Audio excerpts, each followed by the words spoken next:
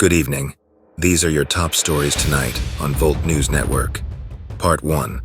President Joe Biden and Chinese President Xi Jinping will meet this Wednesday in California, according to the White House. The White House has confirmed the meeting but has not provided many details due to security concerns.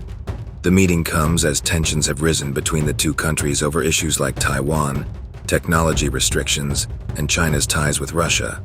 The Biden administration officials said the two leaders will discuss managing competition and reducing the risk of conflicts escalating between the two countries. Key issues on the agenda include Taiwan, North Korea, Russia's war in Ukraine, trade and technology restrictions. However, major announcements are not expected from the meeting. Seems like a lot of high-octane topics. The messaging that major announcements are not expected is opposite from the optical messaging. We will keep you informed, just as we have about this meeting becoming a possibility.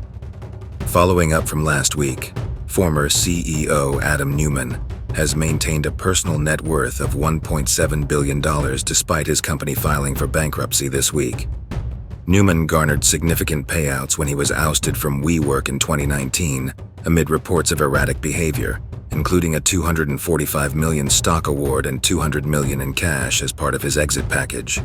While still owning 10% of WeWork, its plummeting share price reduced Neumann's fortune from $2.3 billion. Moody's Investors Services lowered its outlook on the United States credit rating from stable to negative this week. As one of the major credit rating agencies, Moody's took this action due to concerns about rising political polarization in Congress. Moody's believed this polarization increases the risk that future governments will be unable to reach consensus on fiscal plans to reduce large budget deficits and slowing debt growth. While keeping the U.S. at the top AAA rating, Moody's cited worries that without spending cuts or tax hikes, deficits will remain very high and weaken debt affordability as interest rates rise.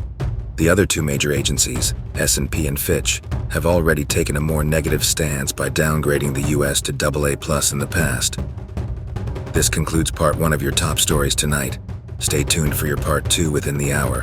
This is Volt News Network, and stand by.